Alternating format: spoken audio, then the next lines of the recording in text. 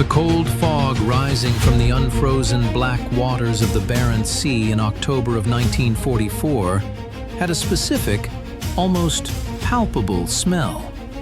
It was a thick mixture of salty, icy moisture, acrid diesel exhaust from heavy trucks, and the barely perceptible but unsettling aroma of burnt insulation.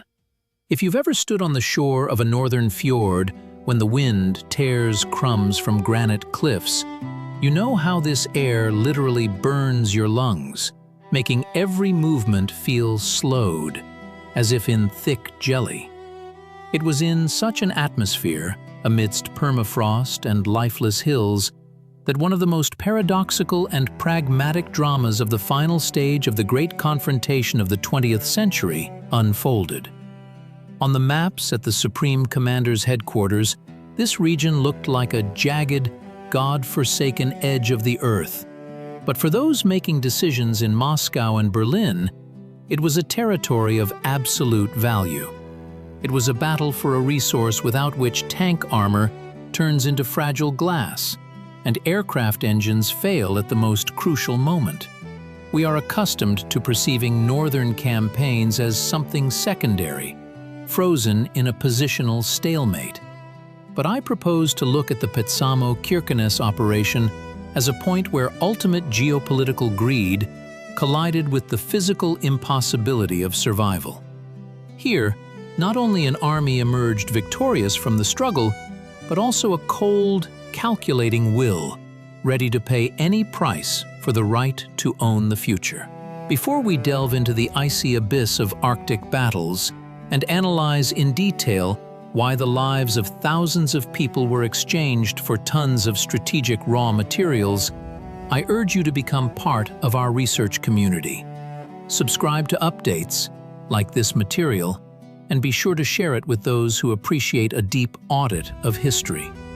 Your support allows us to continue painstaking excavations in archives and find hidden meanings where official chronicles leave only dry figures. To understand why, in the middle of autumn of the last year of the war, thousands of soldiers were thrown into an assault on impregnable granite fortifications, one must momentarily stop looking at the battle map and look at the periodic table of elements. Nickel, the fifth element in the production of alloy steel. Without it, it is impossible to create a shell capable of penetrating enemy defenses, and impossible to create the defense itself capable of withstanding a blow. The Petsamo region, or Pechenga, was the Third Reich's last major source of this metal after the loss of deposits in Ukraine. Hitler explicitly told his generals that the loss of the nickel mines would mean an immediate end to the war in a technical sense. But for the Soviet Union, control over these deposits was a matter not only of military survival, but also of post-war dominance in Scandinavia. Here we find the first serious crack in the official version, which states that the main and sole goal was to expel the enemy from sovereign territory. If the task had been precisely that, the enemy's northern grouping, the 19th Mountain Rifle Corps of the Wehrmacht, could have simply been blocked, cutting off supply routes and allowing the Arctic cold to do its work. However, the pace of the offensive, dictated by the center, indicates something else. It was imperative to seize the industrial base in working order before the political landscape of Europe began to change under the influence of the Allies. Official historiography often portrays the Karelian Front as a monumental, frozen standoff, where sides spent years in trenches literally carved into granite. But by October, the situation had fundamentally changed. The Soviet command, in the person of Front Commander Kirill Meretskov, was preparing a strike that was to become a benchmark for mountain desert warfare in polar conditions. But few noticed that behind this brilliant operational planning lay a colossal, almost extreme risk. Logistics in the Arctic is a contradiction in itself. Roads in the usual sense practically did not exist, and the few paths that were laid were shot through by the enemy from dominating heights. The only supply artery, the Murmansk Highway, could not meet the needs of an entire advancing army. And here a natural question arises. How could one plan a deep breakthrough, having behind them only reindeer trails and a complete lack of infrastructure? The answer lies in the specific psychology of that time. The resource of human endurance in headquarters was considered practically infinite, unlike the scarce resource of metal. The archetype of the hero-overcomer, so deeply rooted in the culture, became here not just an image, but an operational factor. Soldiers had not just to fight a well-prepared enemy, they had to defeat the very geography of the planet. The German defense, which received the formidable name Lapland Wall, was built over 3 years with German meticulousness. It was not just a network of trenches, it was entire underground cities gnawing into the rock. Casemates lined with concrete 2.5 meters thick, artillery positions covering every bend of the single road, and minefields cleverly hidden under a deceptively even layer of the first snow. Here we encounter the second point of justified doubt. Official reports cheerfully report a crushing artillery strike that completely suppressed the enemy's will to resist. But if we turn to personal diaries and memoirs of junior officers, the picture appears in a different light. Shells often simply ricocheted off granite ledges, causing no harm to those inside the rock. And dense polar fog made fire adjustment practically impossible. The offensive on October 7, 1944, began in conditions when visibility was no more than 20 paces. It was controlled chaos, where each individual platoon acted at its own risk, orienting itself only by flashes of shots and the sound of explosions. The psychological portrait of the Wehrmacht Corps commander, General Ferdinand Jodl, shows us a man absolutely convinced of the impregnability of his sector. He relied on iron logic. A man cannot attack where a mountain goat cannot pass. But he fatally failed to take into account that the Soviet command would decide on a tactic of detours over absolute impassable terrain, which German headquarters considered mathematically impossible. The internal conflict of this operation unfolded not only on the battlefield, but also in the quiet of dugout headquarters. Meretskov, being an experienced military leader, perfectly understood that each extra day of delay meant thousands of frostbitten and lifeless bodies under the dagger-like fire of pillboxes. On the other hand, from Moscow came an unyielding demand. Faster, even faster, regardless of circumstances. Stalin seriously feared that if the northern German grouping managed to retreat to Norwegian territory in an organized manner and retain its combat capability, the question of ownership of the nickel mines would become the subject of exhausting diplomatic bargaining with Western allies. It was necessary to create a situation of accomplished fact of possession. This monstrous pressure from above led to decisions that, from the perspective of classical military science, look like conscious madness. For example, the assault on the Musta Tunturi Ridge. This is a place where the granite earth is literally soaked with iron from shrapnel. Here, the positions of the sides were sometimes separated by only 30 paces for 3 years. Soldiers existed in these conditions for years, and when the order for a decisive offensive finally came, it was not just a tactical maneuver. It was a tectonic outburst of rage accumulated over years of positional sitting. But the price of this breakthrough was thousands of young lives forever left in those grim hills. Historians still debate whether there was operational sense in such frontal attacks, but I suggest looking at the logistics. There simply was no other way to the mines. and time at that moment was more valuable than any gold. Let's pause for a moment and reflect.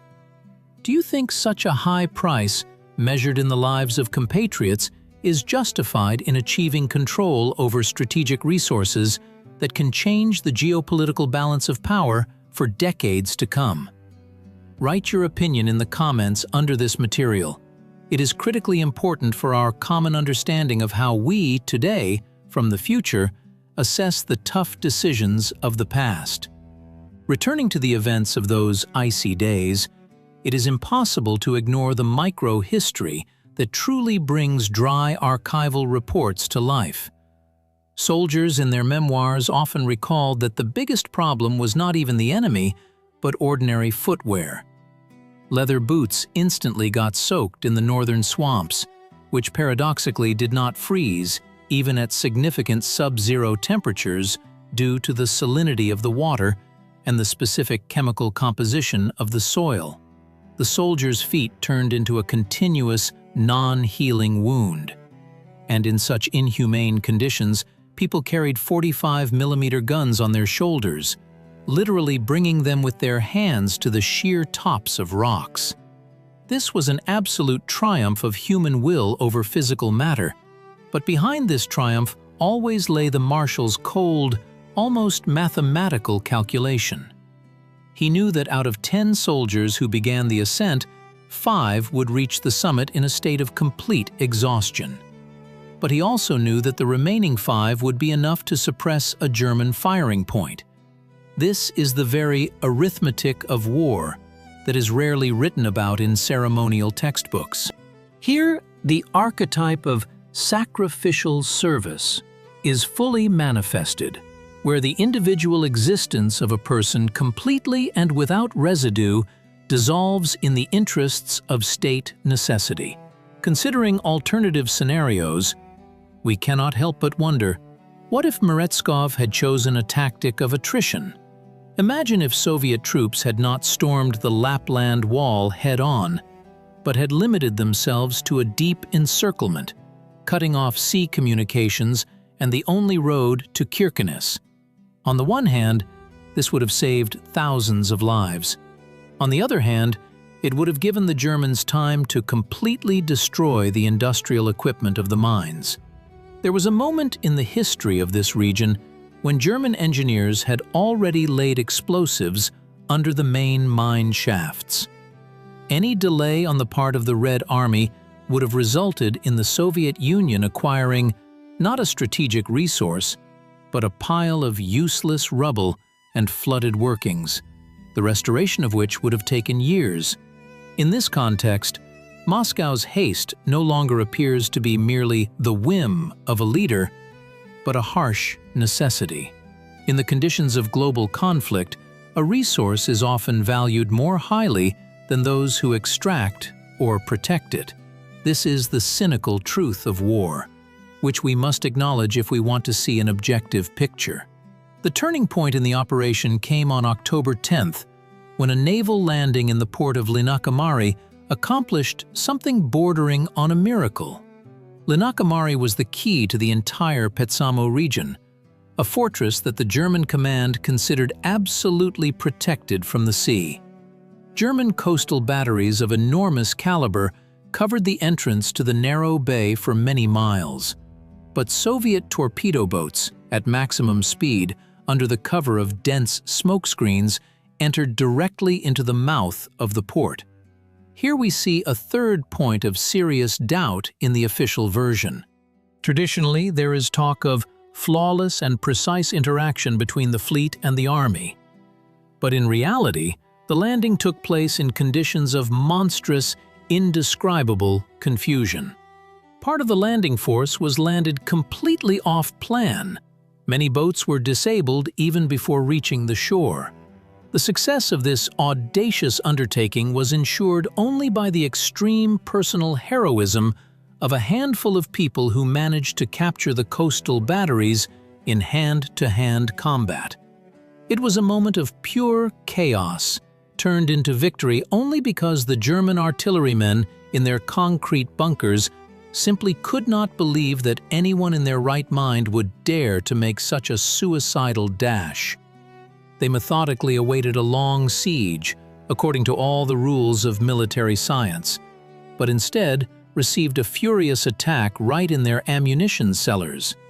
When the Petsamo region finally fell, a new, much more complex dilemma arose before the Soviet leadership. The border with Norway was already a few kilometers away. Here, their own land officially ended, and the territory belonging to another state began, albeit one under occupation. And at this moment, geopolitics finally triumphs over operational military strategy. To stop at the state border meant giving the Germans the opportunity to calmly entrench themselves in Kirkenes and continue to freely export the remaining nickel and copper reserves through ice-free ports. To continue moving forward meant entering Europe as liberators, but with a clear and unambiguous intention to remain there for as long as possible. Stalin, without hesitation, decided to move further west. On October 17th, Soviet troops crossed the Norwegian border. This was not just a pursuit of a retreating enemy, it was an official declaration of claims to the Arctic region. The psychological state of the soldiers at this moment underwent a sharp transformation. It is one thing to defend one's native, albeit harsh, hills. It is quite another to enter neat Norwegian towns, which, despite the hardships of war, looked like sets for some other, completely unknown and frightening life. It is extremely important here to note the details of everyday life, which often escape the historian's gaze.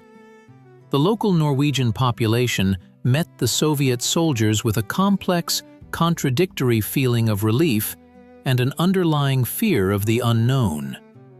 In the cellars of Kirkenes, where thousands of people had been hiding from bombings for many weeks, there was a thick smell of natural coffee and old damp wool. Soviet soldiers, accustomed over the years of war exclusively to the smell of gunpowder, shag tobacco, and cheap soap, suddenly found themselves in a world where people, even underground, tried to drink from delicate porcelain cups. This stark cultural contrast created additional psychological tension that is difficult to overestimate. The Soviet command, meanwhile, very harshly, even to the point of on-the-spot executions, suppressed any attempts at looting or undignified behavior because the impeccable image of the liberator was at that moment the most important ideological and political tool. We needed to demonstrate to the entire civilized world that the Red Army was bringing with it a new order, which was, in all respects, better than the old. But behind this ceremonial facade, a ruthless, hidden struggle for industrial infrastructure continued. Soviet engineers in blue shoulder boards first headed not to residential buildings, but to mine headframes and enrichment plants. Every surviving machine tool, every intact diesel generator was valued much higher in those days than an entire block of city buildings. During the fierce battles for Kirkenes, an event occurred that is often omitted or softened in brief historical overviews. German troops used a scorched earth tactic in its most absolute, frightening embodiment. They methodically destroyed absolutely everything: keys, food warehouses, telephone exchanges, and even small private residential buildings. The city blazed so fiercely that the bloody glow was clearly visible 50 to 60 kilometers away in the polar night. This was a powerless revenge for the loss of access to resources. The Hitler leadership now understood that if they could not have the nickel, then absolutely no one should have it in working condition. In this head-on collision of two wills, one striving at all costs to seize and restore, and the other obsessed with the idea of destroying everything to its foundations, the true, undisguised essence of this conflict manifested itself. This was not a war for territory in its classical medieval sense. It was the first total war in human history for the very possibility of an industrial future. If we tried to model a situation in which Hitler had not given the order to retreat, but had turned Kirkenes into a second Stalingrad in the north, the consequences would have been catastrophic for both sides. Thousands of tons of explosives laid under the mines could have turned the entire peninsula into a lifeless zone for centuries. But here we see another interesting psychological point. Colonel General Lothar Rendulic, who replaced Eduard Dietl after his death in an airplane crash, was a much more pragmatic man. He understood that fanaticism is good in speeches, but in Arctic conditions, it leads to a complete loss of control over troops. Rendulic preferred to preserve the core of his army, sacrificing the factories. This decision saved thousands of lives of German mountain troops, but it also put a definitive end to Germany's claims to world domination, depriving its industry of a critical component. We see how the personal qualities of one military leader, his inclination to maintain order at the expense of ideological dogmas, directly influenced the outcome of a global battle. The culmination of the entire operation occurred on October 25, 1944, when Kirkenes was finally cleared of the last groups of resisting enemy forces. But this victory had a bitter, metallic taste. The city virtually lay in smoking ruins, and a significant portion of the German grouping, though severely battered, managed to avoid complete tactical encirclement and retreated in an organized manner deep into Norwegian territory. And this is where, perhaps, the most important and uncomfortable question of the entire campaign lies. Why was there no complete physical annihilation of the German 20th Mountain Army? There is a well-founded theory that the Soviet command deliberately allowed them to leave, so as not to provoke a full-scale conflict with the Western Allies due to the Red Army's too deep and rapid advance into the Scandinavian peninsula. This was a complex diplomatic dance on the very edge of high politics.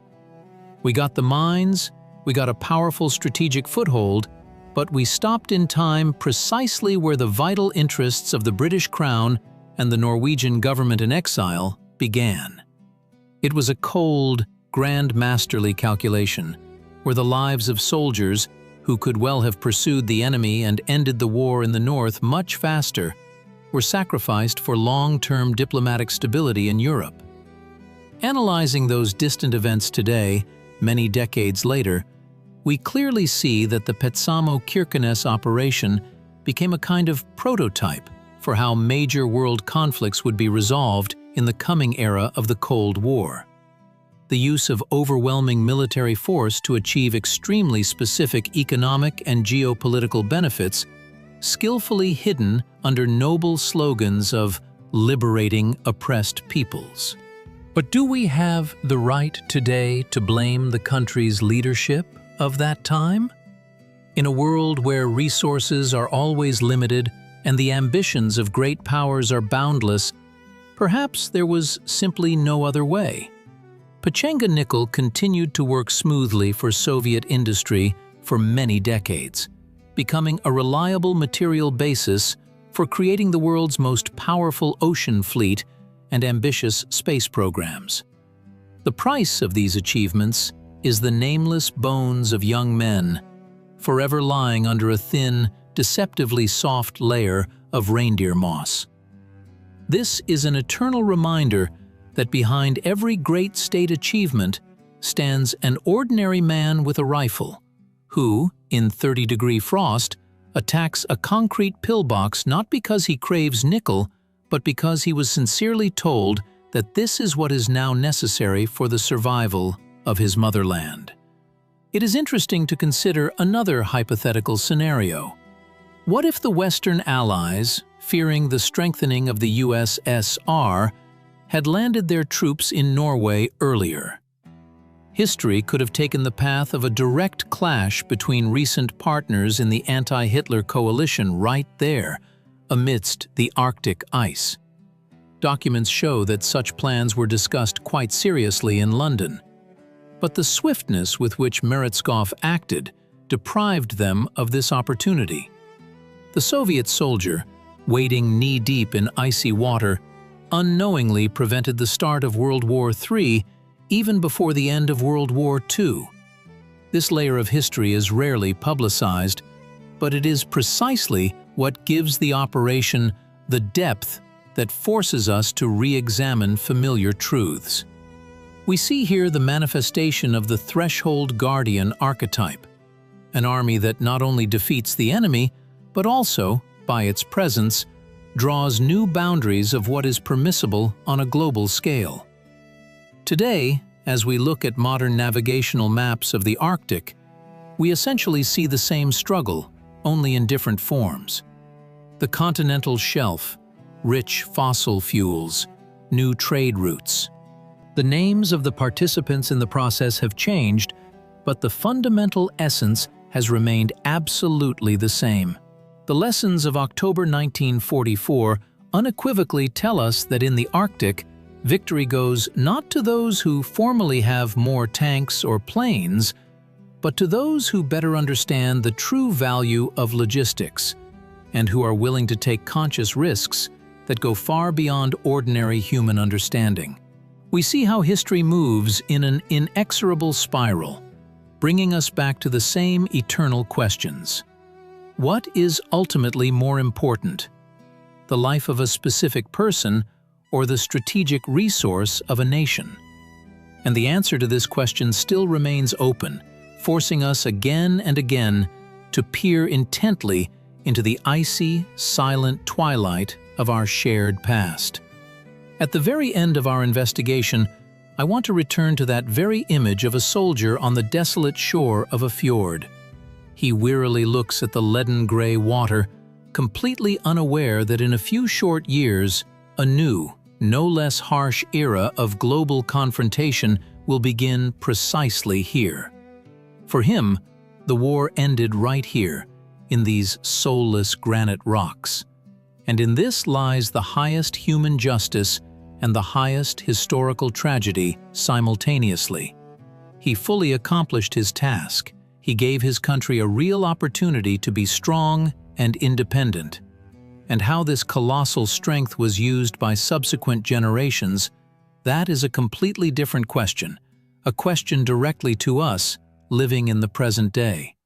We are obliged to remember not only the triumphant marches and bright salutes, but also that very smell of burnt steel in the October fog, how metal at some point became more expensive than human blood, and how in the frozen, icy tundra that very history was forged, which we still struggle so hard to decipher.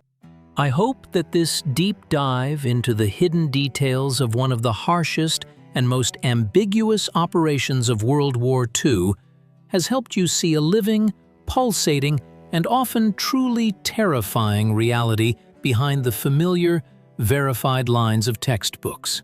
Historical truth always turns out to be much more complex and multifaceted than any, even the most detailed schemes. Stay with us on this path of knowledge. There are still many undisclosed, encrypted pages ahead that patiently await their thoughtful researcher. Be sure to share this material so that the truth about the heroes and tragedies of the Arctic continues to live in the memory of new and new generations, reminding us of the price at which the future is bought.